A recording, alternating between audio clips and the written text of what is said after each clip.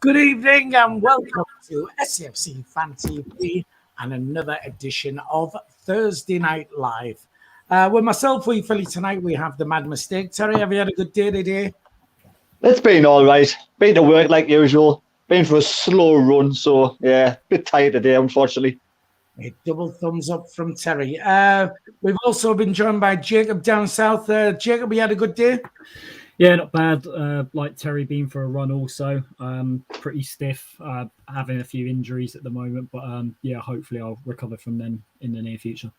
That's fair enough. Well, I'm pretty stiff and I haven't even been for a run, but that's another story.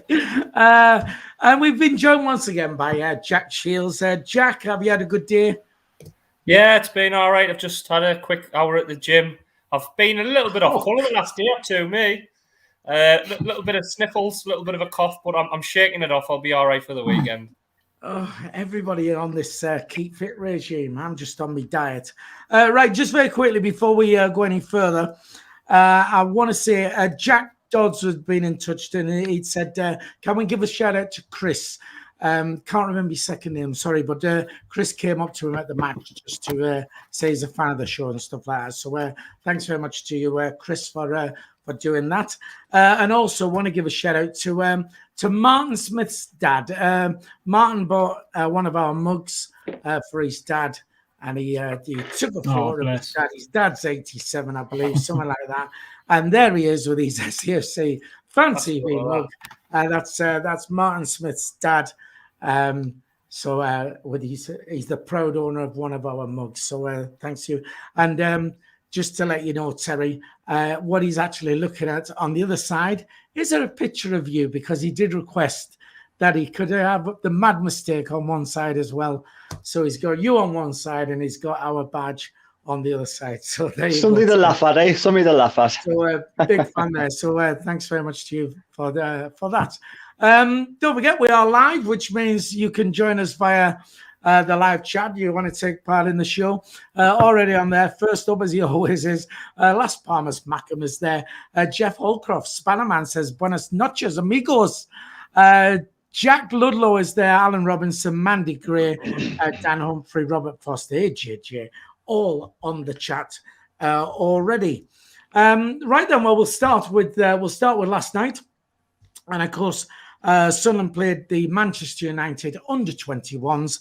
Sunderland 2, Manchester United 1. When I saw the team sheet and no first-team players in there, I thought this is going to be very evenly matched, the sides. I was at work, so I've only seen highlights of the game. Jacob, you watched the game. Was it two evenly matched sides? Yeah, I would say for the first half an hour, you could tell that there was a lack of experience, particularly in the final third. I think the quality wasn't quite there, but we did have Denver Hume on the pitch, and on the left-hand side, he was putting in decent crosses and showing a lot of the inexperienced players how it was done. But they've definitely got potential to kick on and really make a name for themselves potentially this season. I was really impressed with Tyrese Dice, the fullback. He actually got on the score sheet, took his goal brilliantly well. It was a shot from out. I can't remember who took the shot. I think it might have been Harris. I need to look back at the starting lineups. It was parried out by their keeper, and it was a well taken finish into the roof of the net. But yeah, very controlled performance. Man United under 21s.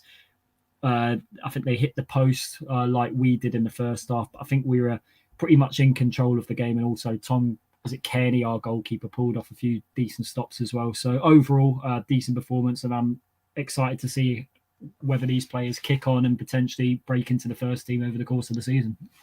Yeah, fair enough. I believe, from what I saw, Man United hit the post twice, I think, in the first half, and we hit it once.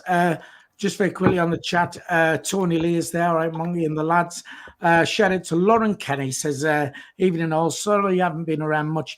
Been manic with fundraising. They've managed to raise over £1,100 for Sunderland ICCU in memory of Lauren's mum. So round of applause to Lauren for that. Well done. So, and also a quick shout out to Marianne and Carl Taylor over in Boston, Massachusetts. Hi, guys. Thanks a lot for the mugs for Carl and Marianne. We did send them a couple of mugs over there, and hope Marianne's well on the way to recovery. Jack, the teams with no first teamers in it in our side, 2 evenly matched sides? I thought first half we actually shaded it, to be honest. I thought we had a bit of a scare early on. I think I might be wrong. I think it was Richardson in the right back gifted them a shot on goal, and the lad ran through and hit the post. Really, it was a sitter. Really, we got a let off. Man United should have gone ahead earlier. But then after that, I thought we settled quicker.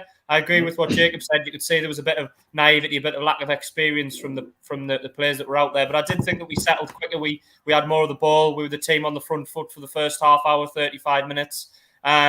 Got the goal early in the second half. Obviously, they came back with a worldie of a goal, which our keeper didn't have much chance with. But I thought over the 90 minutes we shaded it. I thought we were the team that had the better of the chances and had the better of the possession.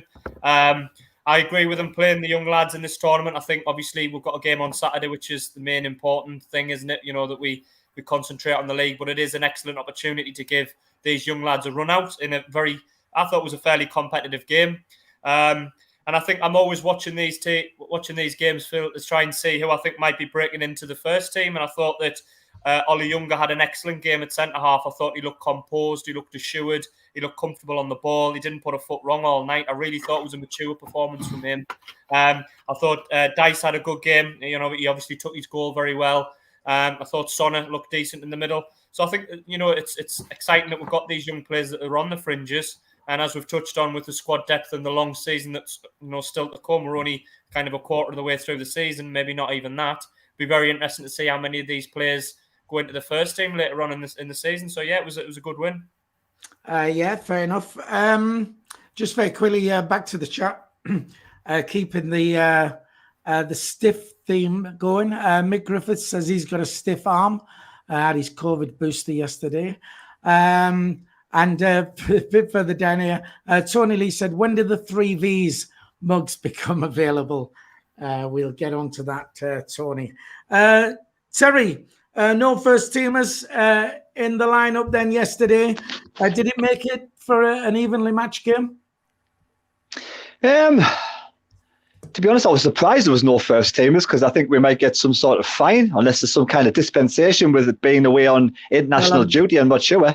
But I thought it was to be honest, apart from the one mistake we made early doors, I thought we dominated the first half, to be fair. I thought Man U were the sort of the architect of their own downfall. They kept giving the ball away in defence. They wanted to play the ball out of defence. Their keeper was constantly kicking the ball out, but very low, straight to our players. But our players were up for the high press, and they kept on sort of anticipating where he was going to hit the ball, and they were getting in front of the defenders and getting robbing the defenders of the ball a lot of the times. And the naivety did tell in front, because we could have been a few goals in front if we'd done things a different way. But I saw like Stephen Warren was fantastic. I thought he has brilliant controlling skills with his feet. I thought he's always looking to be on the front foot, always looking to create something. I thought, to be honest, we shaded the first half very comfortably. Second half, once we scored, then Man U came out of the shell a little bit and pressed us a lot more. And we did back off a lot for their goal, even though it was a superb goal by Iqbal Zidane. We did back off a lot to give them a lot of space inside the penalty area. But again, once they equalised, we were on the front foot again. So it's a good learning experience for the young players. And like I said, they'll never get this kind of experience or, chance to play in the first team in a league. No chance, or even any other cup matches. So I'm pleased he's playing all these youngsters in the Papa John's Trophy. It proves we can do it with the youngsters, especially in the early stages. Yeah, I agree. It's, bringing these youngsters through. It's just, I think it's highlighting as well how good our academy is. We've probably always been producing these youngsters and they've not been given the opportunity, and we're actually getting a good look at them now and how good they actually are. Just before we go any further, just very quickly on the chat, CJ says, all right, boys, from Manchester, huge Manchester City fan. Hope you boys get promoted this year. Top club and fan base. Sunderland, huge respect. So thanks, CJ, for that. The Man City fan. And don't forget, if you are watching and you haven't subscribed to the channel, please do so. It's free to do that. I'll take you a second. And don't forget to hit the thumbs up, give us a like as well if you can. We'd like to try and hit 100 on Thursday. Also on the chat, Michael Bowers is there, the legend that is part of the SAFC Fan TV team anyway. Michael says, the further we go in this competition, the more experience these lads will get in a first team game. He agrees with Jack. A good approach to have, especially as we could have loads of matches crammed together. So yeah, it is a good thing playing these kids. Right, so the lineup. So question I'd like to ask you all, Jack, and then we'll start with you. Why Paul McShane, 35 years old? Why? I don't know. I looked at that and I wasn't sure. Is it something? Isn't he on the coaching or something at Manchester United or something? I think isn't he some kind of development coach? I'm not sure the eligibility rules. Terry's given us a thumbs up, so I must be talking some sense. But I think it's something to do with the fact he's part of the coaching setup, and he's doing some kind of qualification at the minute where he's coaching, and somehow that allows him to be able to be fit and eligible for these games. So I was surprised to see him because it's Man United under 23s, but he must be pushing 35, 36. He's nearly as old as you, him, Phil. He's 35. He's a year younger than me. So, Terry, you seem to know a lot about that. Why Paul McShane? Just like Jack said, he's doing his coaching for the under 21, so he's allowed to be part. He's a player coach, so he allowed one. I think he allowed one in the team. So yeah, that's it. Simple as. I think he allowed three. Was it three players? I think so. In the under 21s, though. Yes, I believe so. But right. I think. Got ahead of Ronaldo. Paul McShane got ahead of Ronaldo. Yeah, I think. I had the radio on my way to work, and I'm sure they said you allowed three overage players. However, what Man United have done, they've made it the under 21s, which doesn't make the under 23s eligible. Apparently, something like that. It's a weird setup. But anyway, I was just surprised to see him. Jacob, your thoughts on Paul McShane playing? Well, good luck to any Man United defensive players trying to take inspiration and coaching techniques off him, because he was one of the worst centre-halves I've ever seen play for our club. Absolutely abysmal. If Sunderland fans could look back on, I think it was November 2007, in a 7-1 defeat away at Everton, go and check out that game on YouTube, and that just sums up how bad he was. Honestly, shocking. But yeah, I was shocked as you were, Philly, to be honest. I didn't quite understand it unless there was a rule where we misheard, where they can sort of have a few maybe like coaching players in there or a few first teamers in there. I mean, I don't know, but the last I heard, Paul McShane, I think he was playing for Rochdale last season, I think, and now I don't know what he's doing playing for Man United under 21s, whether he's trying to get his coaching badges, who knows. But someone potentially in the chat could correct us on that. But yeah, it was very puzzling to see him in the starting lineup last night. Terry, you was one in there? Yeah, I want to wish Paul McShane all the best, because, end of the day, not all the best players make the best coaches. Absolutely. Yeah, absolutely. True. To be honest, there's very few really good players make really good coaches and managers. Jack, you want in? Yeah, it was just going on Jacob's point. He was kind of criticising Paul McShane. He was pretty poor for us, but actually, ironically, his debut was against Spurs. I don't know if he got man of the match. Yeah. He actually had a really good game, and I thought we've signed a good player. And then I've never seen a player have such a good debut and then like rapidly go downhill after that. That was like that was literally as good as it got that day. But yeah, he was pretty poor. Well, I was like I said, I was on my way to work and on the radio, and they said. I heard him say Paul McShane, and I thought, oh, it must be his son sort of playing, because there was somebody else's son was playing, weren't they? Robbie Savage. Robbie Savage, wasn't it? Really? And so I thought I'd heard it like that, and then it was only like when I'd looked at, realised that it was actually Paul McShane who was playing. Right, well, it's being mentioned anyway in the chat, so I'll bring it up now. Lee Johnson didn't put any first-team players in, and that's because I believe Manchester United insisted that we played the game on Wednesday, and with it being sort of so close to Saturday, he didn't play any first-teamers. Now, Terry, I think you know the rules on how many first-team players are we supposed to play? I think it's supposed to be 6, isn't it? 6 out of the squad, roughly. Right. So by not playing any, he risks a fine. Now, Mick Griffiths is saying, it's been on the news, could get a 5 to 10 grand fine, apparently. So was he right to do that and risk a fine? Terry, do you want to start us off on that?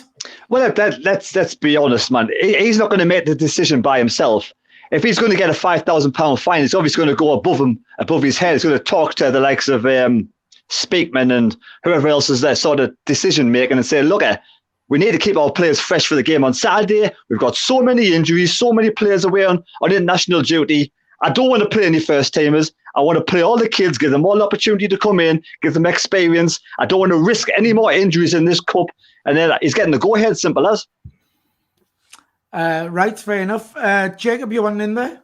Well, it's interesting because from what I hear, the first team squad at the moment, we have got a couple of injury problems in there, particularly with some players coming back from international duty. So some of them who could have been involved last night potentially might get places in the squad at least on Saturday. So it will be, was it a good thing, a good decision that Johnson's made? But I don't know, a fine for $5 grand fine for it's his team. At the end of the day, he picks the team. I know it's the rules, but I know a lot of managers have rules are there to be broken, Jacob. Exactly. Yeah.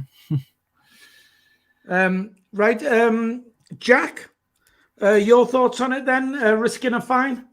Was it the right thing to do? I completely agree with what Lee Johnson did. I think this is the tournament, in my opinion, for the youngsters. Do you know what I mean? This is the way that we've kind of angled it, and I think it's quite frankly, it's disgraceful that there's any fine given to any club for what the EFL, however it is, it's given us judged to be a weakened team. Who are they to decide what is a weakened team and what's not? Do you know what I mean? Who are they to decide what Sunderland AFC's priorities are for this season? Do you know what I mean? And for them to ascertain that, oh well, that's your weakened team now. You're severely, it's almost like they're accusing us of kind of disrespecting the tournament, really. Do you know what I mean? As if we're not taking the tournament seriously, so we're going to hand out like a paltry fine as some kind of message. I think anytime it happened a few years ago, I don't know if you can remember years. I'm going back quite a few years, but Wolves did it with McCarthy, and he made 10 changes, and then he made the same 10 changes back, and they didn't fine him. And he said, "Well, all I've done is put the 10 players back in, but it's still 10 changes." Do you know what I mean? But they were judging that the second team that he changed was his strong team, and it's the idea of playing a weakened team. I don't agree with it. I think this is an ideal opportunity for a club of our size and squad to use the youngsters. So why should we be getting fined by not having the full quarter of first team players out when some of these players might be on the fringe of the first team anyway? I don't think they should be getting involved. You know what I mean? Like Lee Johnson and as Terry touched on, the other people that are involved in the decision making, they are the ones that run Sunderland AFC, not the EFL. So we shouldn't be dictated to by people like that know nothing about the club. Yeah, Terry, you want in there? At the end of the day, they would have made so much money from the crowd having the game on. They would have made so much money actually winning the match. And I don't think Manchester United U21s would be too disappointed about playing a weakened Sunderland side. It gives them an opportunity to win the game. So, end of the day, it's like I say, it's a minor cup. But we only impeding ourselves by playing a weakened team. We're not like sort of cheating in any way. We're actually helping other sides to have a better opportunity to progress. So at the end of the day, we shouldn't really get a fine, to be fair. It is wrong. We can't weaken the team that much, though, because we won. Do you know what I mean? Like, if we'd lost the game 4-0, I could understand them saying, oh, well, you threw a weakened team and you disrespected the tournament. But we turned out a team that won the game, so how can it be such a weakened team? Do you know what I mean? I mean, like, because last year we beat Aston Villa U21s 8-1. So we give them a better opportunity. So 2-1, 8-1 is a big difference. So we did play it was more of a leveler last night. But at the same time, it gives the youngsters an opportunity to play in front of Lee Johnson as the coach. Because otherwise, they'll have the other bloke in charge of them. So Lee Johnson's there. They've got the 6,000 crowd there. They won't get these opportunities playing any other time. So it was good. It was a good learning curve for me, completely for the full set of players last night. Very good of Sunderland then putting out a weakened side.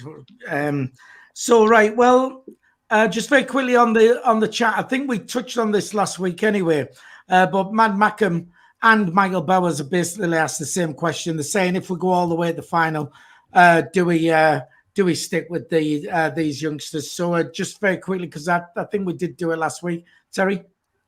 Well, this is a one-off. We won't be doing this again in the next round. We'll be playing some of the first-timers and some of the under-23s. This is a one-off because of the Wednesday night and the international duty and everything. So I think we still should play some youngsters all the way to the final. Not 11, but like at least 5 or 6 all the way to the final.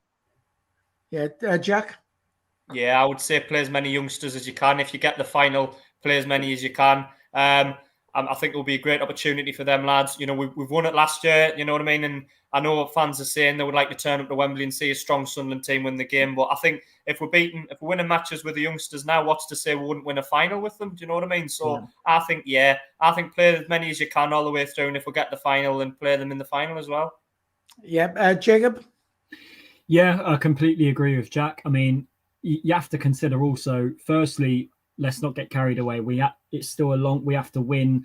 I think it's 3 or 4 more games after the group stage to even get to the final. We're not there yet. I think it'll be around about March time next year. Let's not get too carried away. And also, you have to remember at that stage of the season, the squad could be stretched. There could be a lot of injuries there. So Lee Johnson might not have any choice if it gets to that stage, but who knows? But I'm all about investing in youth at Sunderland Football Club. It's something we've needed to do for years, and the fact that we're doing it now just shows the direction the club's going, the positive direction. So I'm all for it. Right, fair enough. Just very quickly, Mick Griffiths on the chat says, but if we get to Wembley, I bet he plays a strong team, is what's being said there as well. And a massive thank you to Taffy Mackham, who's donated £5 via the Super Chat. Can we have a round of applause to Taffy Mackham? Thank you very much. And he says, my SAFC Fan TV keyring has arrived, and I put my house key on it. The look of envy every time I open my door each evening is a joy to behold. Right, well, while we're on about merch, just very quickly, we have got... these are all in time for Christmas, by the way. Ideal stocking fillers. We got the mug.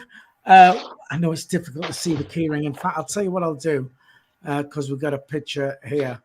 There you go at the moment. So available to buy is a mug, a keyring, and you can buy my wife Karen as well. She's up there for $4.99. Yeah. So there's the big logo T-shirt. We're selling those if you want them.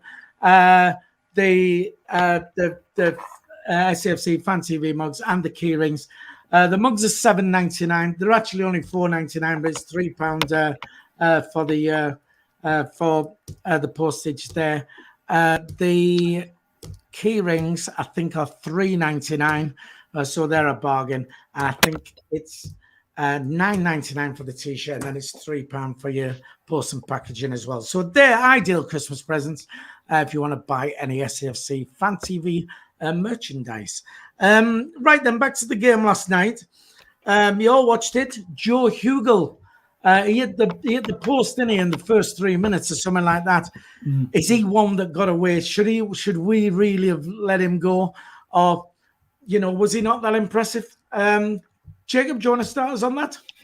I think if he'd stayed and potentially worked under the regime that Lee Johnson has, the way how he embeds young players into the first team, like what he's done with Dan Neil, then I reckon he would have gone up a level. I think you look at the clips of him and of him scoring the type of finishes he was doing in reserve games, and also some of the training stuff he was doing as well was absolutely brilliant to see. But I would say the one that got away, but you can't dwell on those things. It's if, buts, maybes. I still think he's got a great future ahead of him, whatever club he goes to in the future. But if he does do that, then it would be a big loss and a shame to see him producing the goods for a club that potentially takes a chance on him. Right, fair enough. Jack, Joe Hugill? Yeah, well, I mean, I know he's highly rated and he did well when he was here. I didn't think he did a great deal last night, to be honest, just judging him purely on what I saw last night. I didn't think he had a bad game.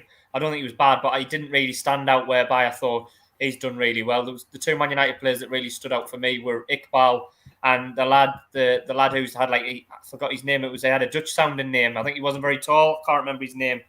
I can't remember his name, but they were the ones that stood out. And I think with youth, unfortunately, if clubs like Man United come calling, we struggle to keep hold of our players from Man United's and Liverpool's when we're in the Premier League. So if they want your youth players, you're a sitting duck really. But I think it would have been interesting to see if he could have stayed and been under Lee Johnson, see how much he would have developed.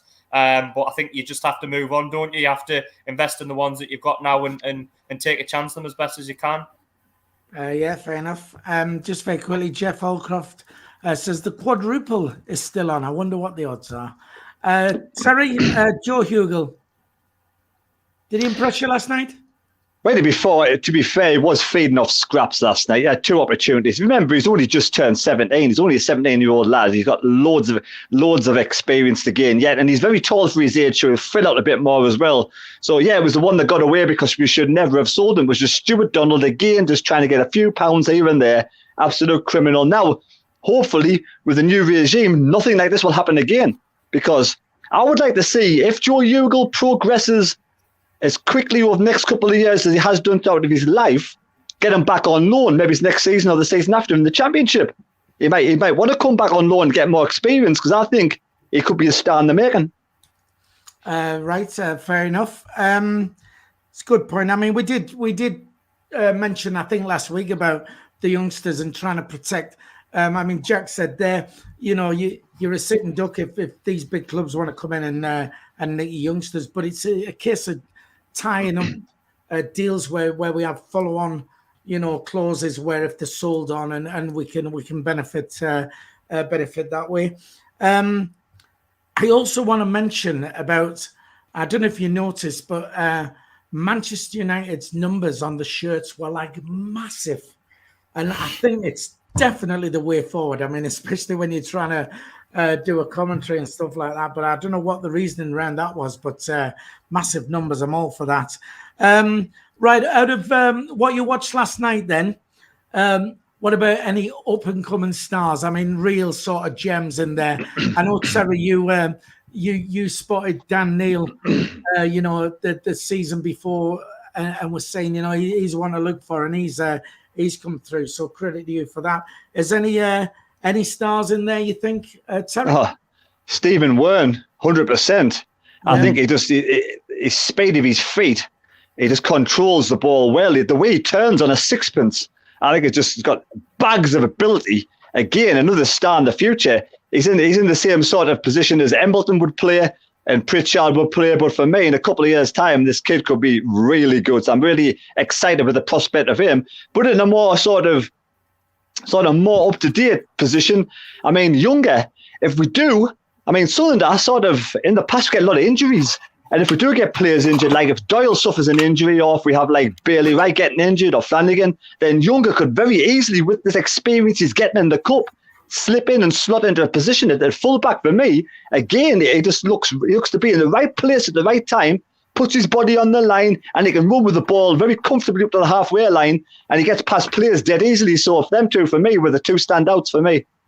Yeah, fair enough. Just very quickly, before I pass this round to you, John Treborian on the chat said the rules are a nonsense.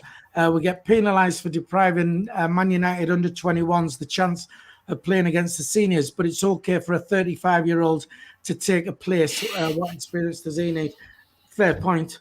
And also Robert Foster says KLD has mentioned to Kevin Phillips that we won't be selling our rising stars. Those days are over. So that's good to hear. Jack, any up-and-coming stars you saw last night who could be ones for the future? Yeah, I like Younger's performance. Ollie Younger looked really confident, really mature. He made 3 or 4 really good blocks. He carried the ball out a few times. I think he won pretty much every 50-50 in the air. Every one that went up in the air, he seemed to be dominating there. He looked like he was, I don't hate to say too good, but he looked like he was a step in advance of a lot of players that were on the pitch. I felt he looked like he was kind of further forward in his progression. I thought Dice looked very good. Not just the fact that he scored, as I touched on earlier, I think he really looked like he could carry the ball and he really looked quick. And I think a lot of our league at this level is about athleticism. It's about having a bit of pace and mobility in your team. And I think that's what we have now that we maybe haven't had in recent years. And I think Dice was carrying the ball 30, 40 yards. He's quick. We seem to be able to counter with him. We countered with him a couple of times. So I thought he had a good game. And as Terry touched on, Wern, I think to get a young lad that scores goals, he got one against Crewe. I know he kind of bundled it in. But I liked his header last night, the way he kind of guided it in. It was really assured. So, yeah, I think those names that were mentioned, you know, we've got some good players coming through. And it's interesting to see. It's going to be great to watch them develop in these games, I think. All right, fair enough. Go on then, Terry. I also like the way Wern was basically begging for the ball off Taylor as he was running down. You could see Taylor with the ball. He was like, just give it to me, give it to me. And it was a great cross from Taylor, great cross. Because there's plenty of players there would have kind of snatched at it, I thought, as the header come in, but he waited and he just seemed to guide it in, I felt, you know, so it was a really brilliant. Really showed a bit of composure. You know, you saw a lot of the other lads were snatching at chances in the final third, but he had a bit of composure, I thought. Right, fair enough. Just very quickly on the chat, Christopher Lee says, Armand looks a tough nut. Ba-boom. Yeah, Dice, I thought, I mean, we played Dice pre-season? Yeah. I think a couple of times, and I was quite impressed with him then. I thought he looked all right, and then sort of just disappeared to nowhere. So, like I say, I've only seen highlights, so I'm not really in a position to comment. But good to hear that he's impressing. Jacob, any stars of the future you may have seen last night?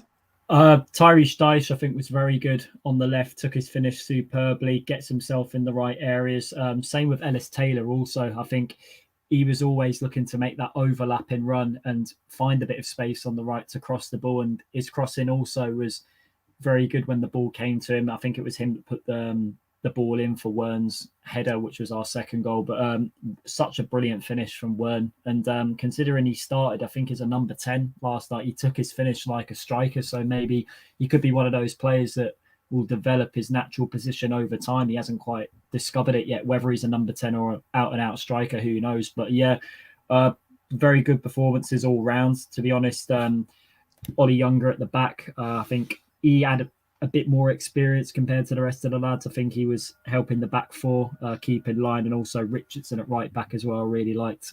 He played well also in the Papa John's game against Lincoln as well. So yeah, a lot of positives to take from that. A lot of bright futures ahead. Who knows?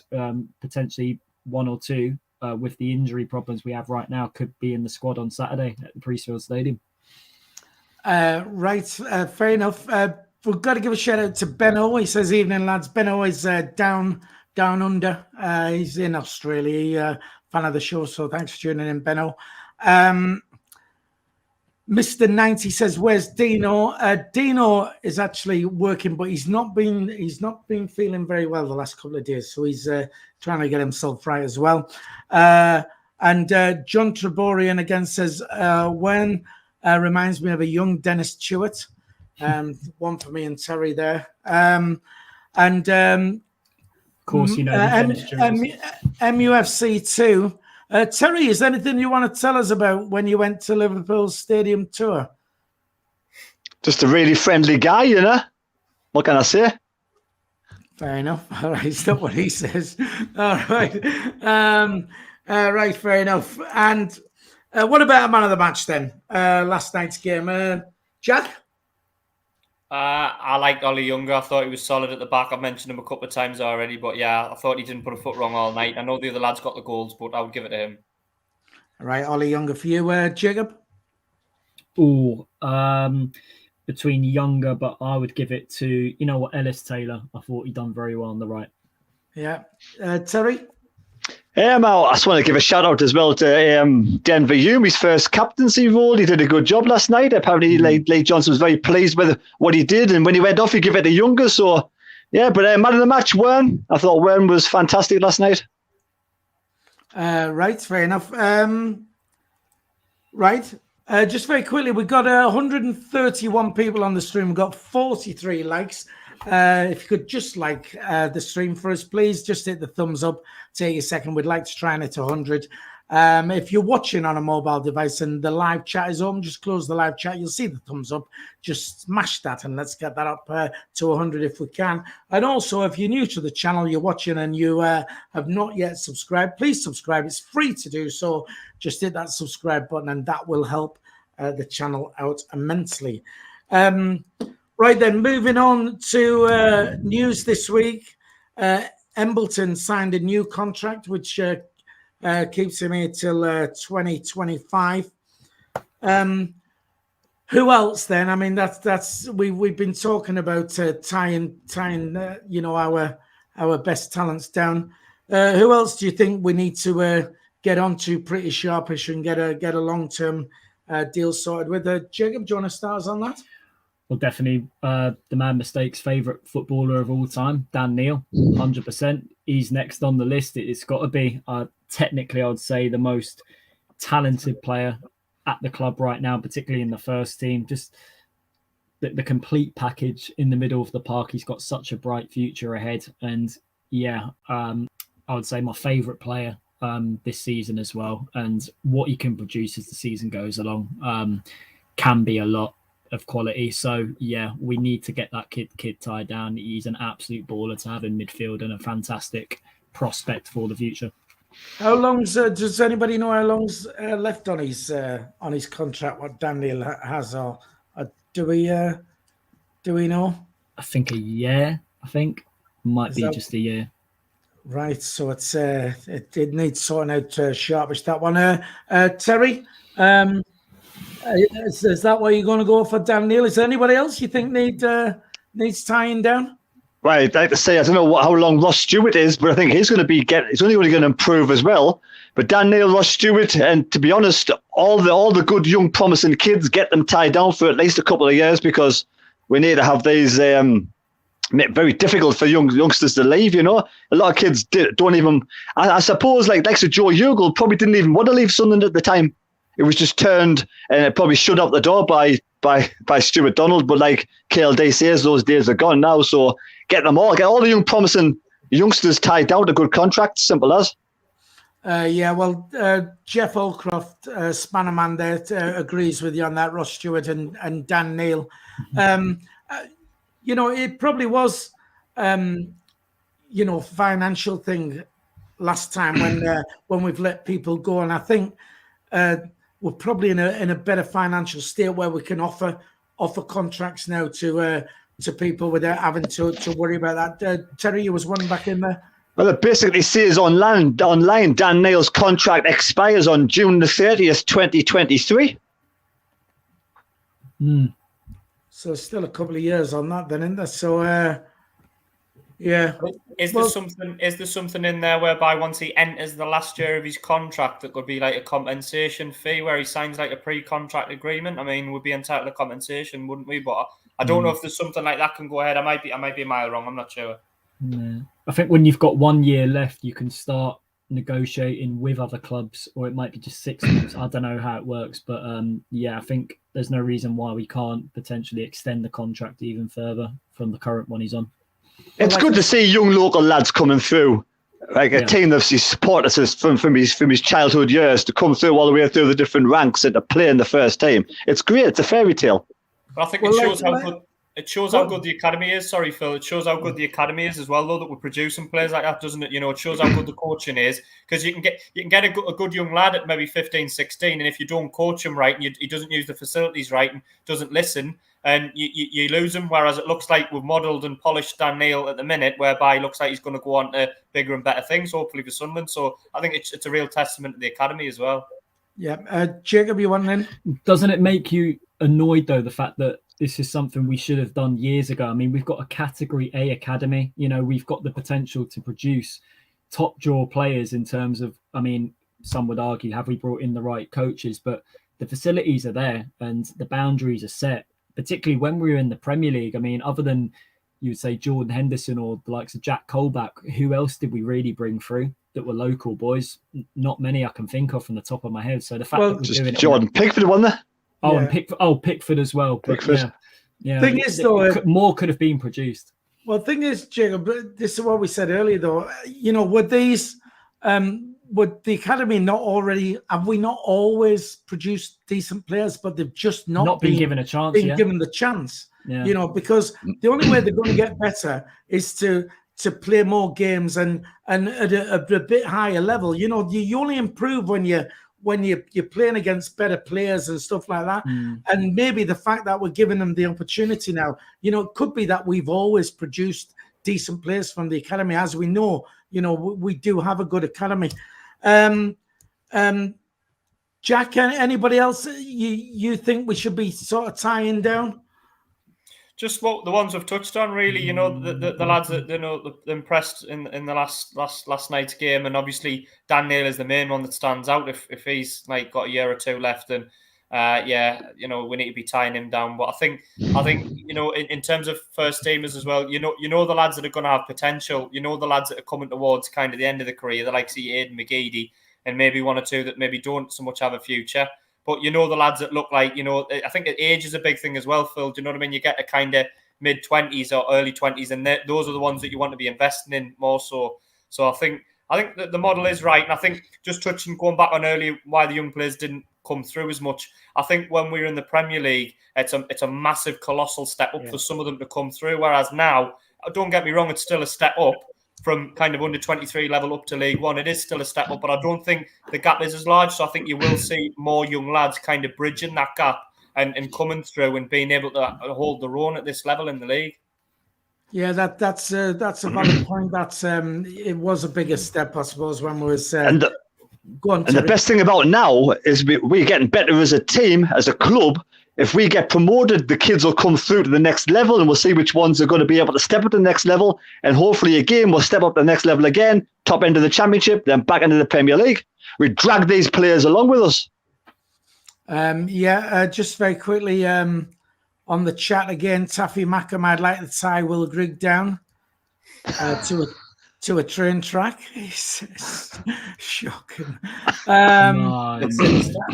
Tony Lee chucks in Waghorn was one. He was a good striker. He was banging him in, wasn't he? But then he's at Derby now. Is he still at Derby? Is that where he's at?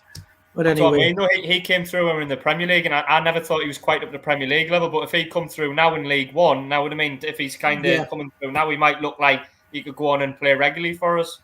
Yeah, that's yeah. Right, okay. It was announced, I think, today. Bowers put it in our group chat. I'm sure he did that. Patterson's had his loan period extended to January. I think he's at Notts County, isn't he? Is that a good or bad thing? I mean, I know it's good that he's going to get game time, but I mean, it could be part of the Pizza Trophy setup, and if that did go all the way to Wembley, could he not sort of miss out on that? Jack, it's a good thing that he's extended it till January. I mean, I'd have no problem with him there at the moment. I just hope there's maybe, I don't know if there's some clause in there whereby we can recall him. If there's some kind of injury crisis or suddenly we lose a goalkeeper or two, then suddenly you might look at Patterson and think we need him. Again, I mean, I think he's okay for now. Like you say, he's probably third choice now behind Hoffman and Burge. So I think we're okay. And I think the experience you probably gain from playing regularly in an intense game in league football, you probably may learn a little bit more. I know what you're saying about him being part of the Peter Cup squad, but I'm okay with him going on loan until January. I've got no problem with that. Terry? Yeah, I totally agree with Jack. Completely agree with Jack. Thanks, Terry. Right. Jacob? Yeah, I mean, personally, I think he was a Notts County in the conference. Yeah. I think he's better than that level, surely. I mean, the times I've watched him play in net, I think he played 2 league games for us. He's pretty solid, to be honest. I mean, some would question is he gets quite nervous coming out to claim a ball, but I think as games have gone on in those 2 league ones that he played, he's calm and composed. And I think I would say potentially League One or League Two. I'm surprised no other club has taken a punt on him, to be honest. I think he's a solid goalkeeper, and I wouldn't have minded if he was our number 2 this season, but we've still got Lee Burge contracting, and I think he's a solid keeper as well. So it is what it is, but I think he'll come back a stronger and even more confident man. I think the conference is very physical. I think the conference will make a man out of him. I think it'll do him the world of good. You got like close quarters with all the fans right on the back of the goal. So I think it'll make a break in me. I think it'll do him the world of good being in the conference. If Notts County are in the conference, like I said, it's a very physical league. So I think it'll bring him on. I think it's a good choice to go there personally. Yeah, right. Fair enough.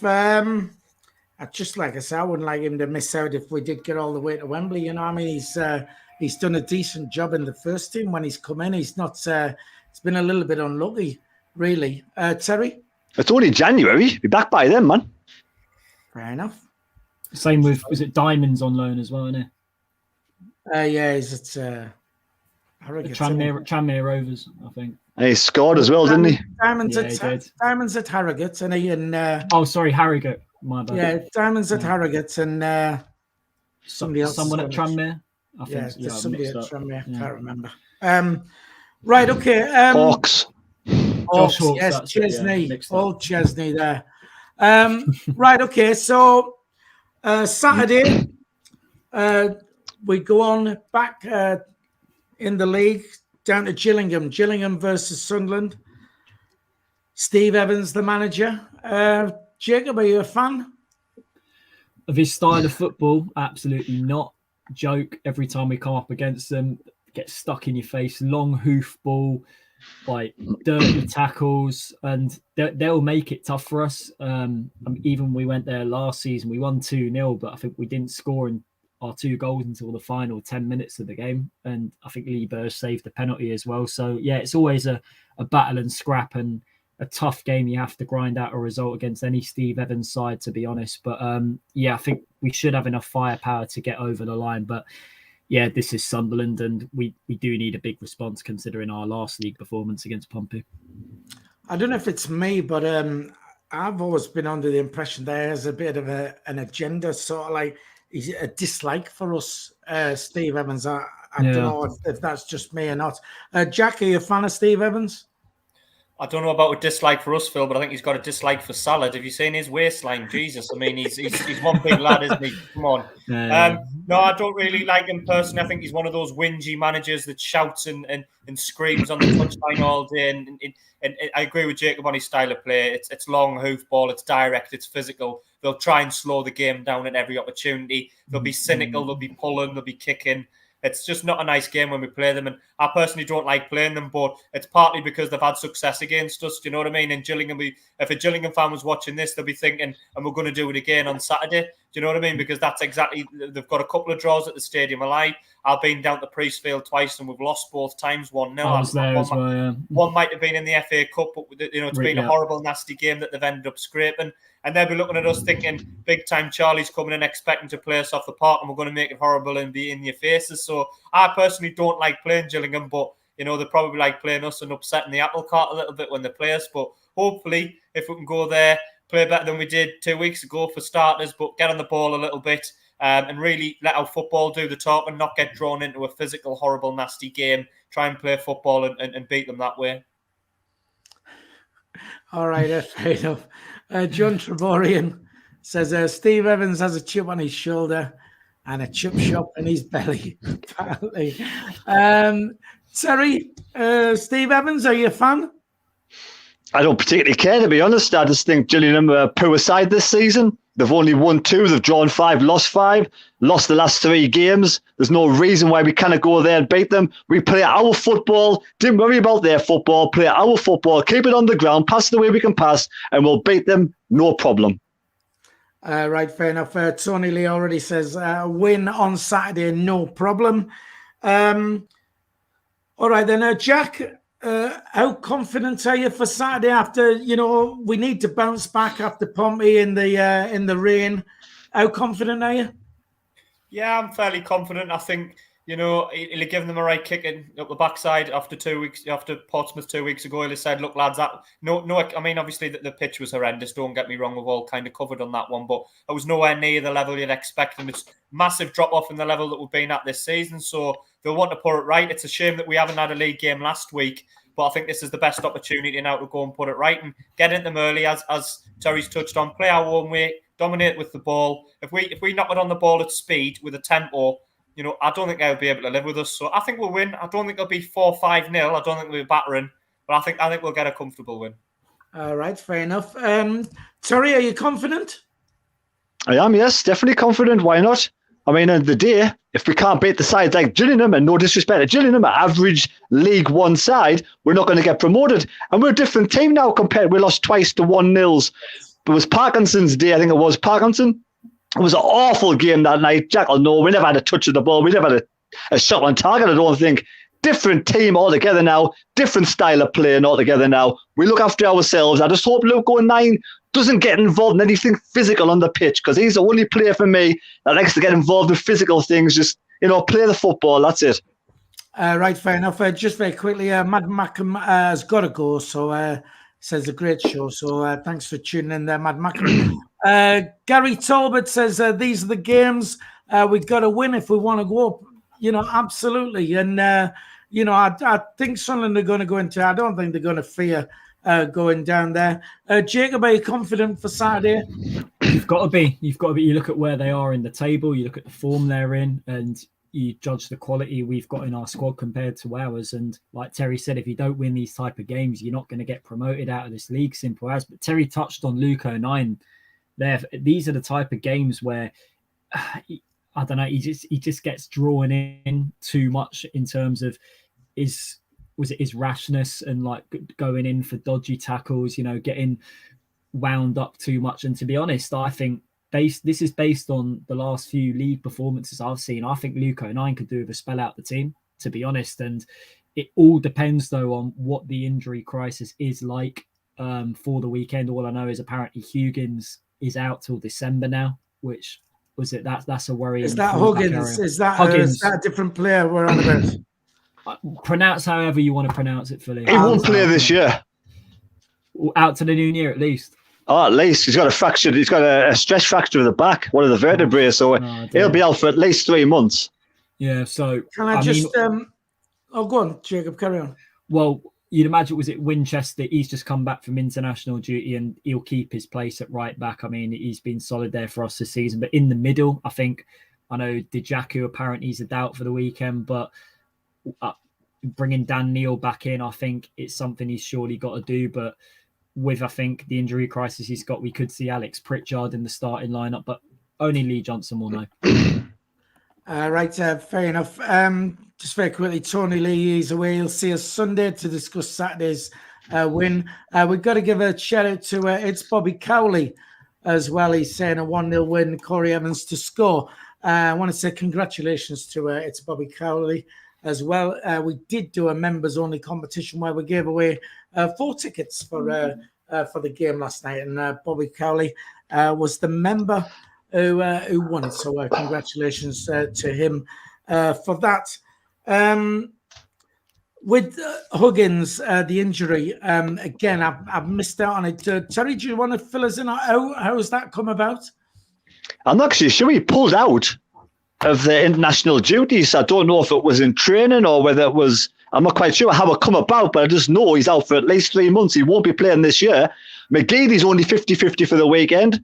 Then we have Broadhead who's actually running again, so his hamstring's getting better, but he won't be ready for the weekend. And Corey Evans pulled out of international duty as well, so he's a big doubt for the weekend. So and apparently Luke 09 is back ready for the weekend.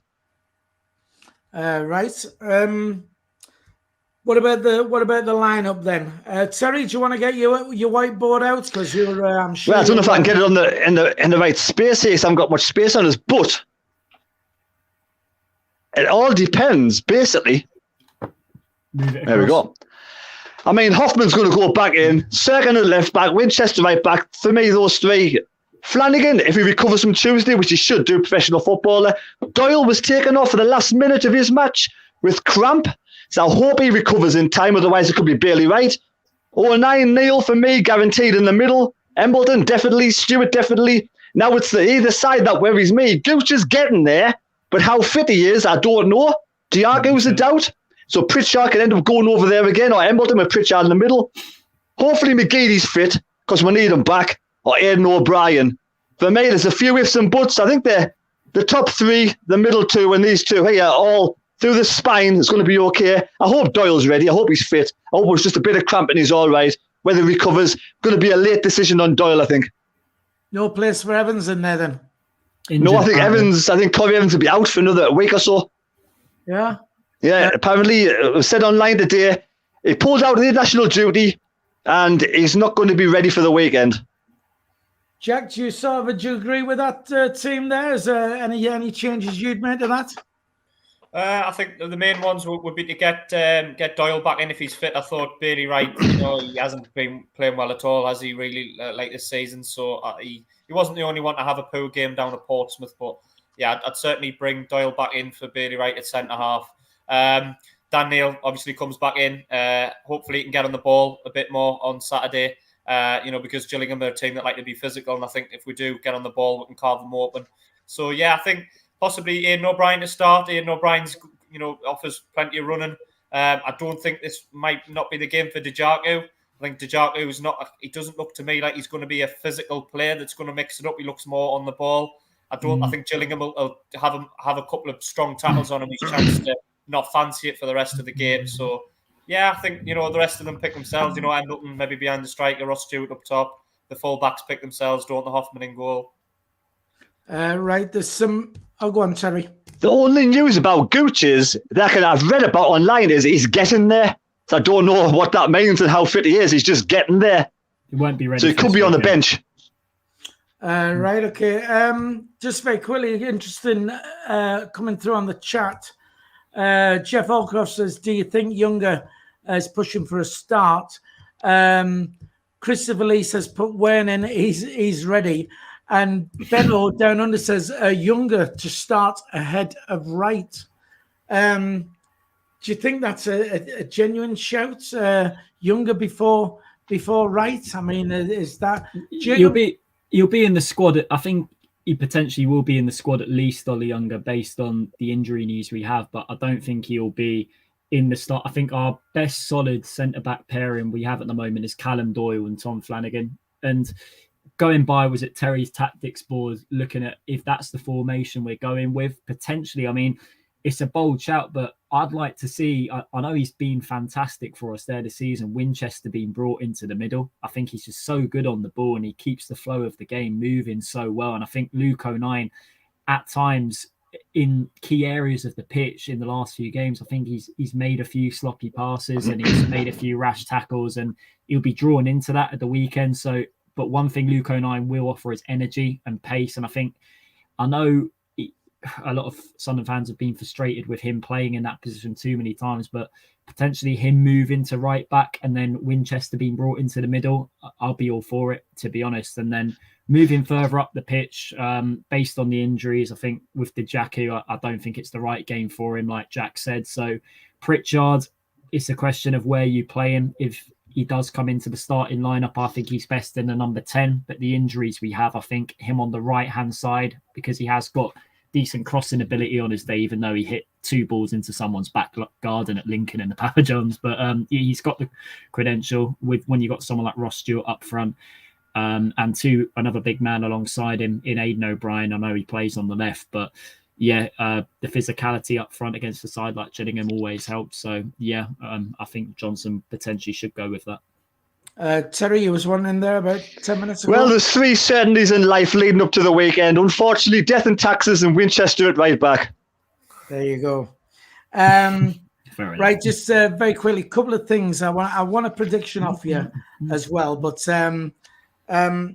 if you are going down to Gillingham, Jacob's going to be down there and wants to do some fan cams.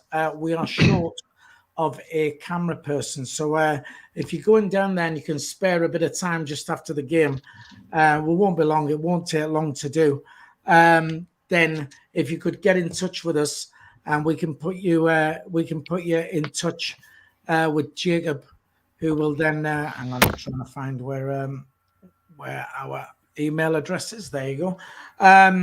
If you can send us an email, that's our email address, SAFC Fan TV 73 at gmail.com. If you're going to be available down at Gillingham just to help out the channel, just to do a little bit of camera work, just to film Jacob while he does the fan cams, just getting the thoughts of the fans as they leave the ground. That would be a great help to us. So if you're down there and willing to help, send us an email, and we'll put you in touch with Jacob, and we can make the arrangements like so. Also, we are just 27 likes off 100. So if you can just smash that thumbs up, if you would, please. Let's get that up there. Quick prediction from you lads then before we go. Terry, Saturday? Well, the last 4 results Gillingham have played out being a 2-0. So I'm going to go 2-0 Sunderland. 2-0 Sunderland. Jack?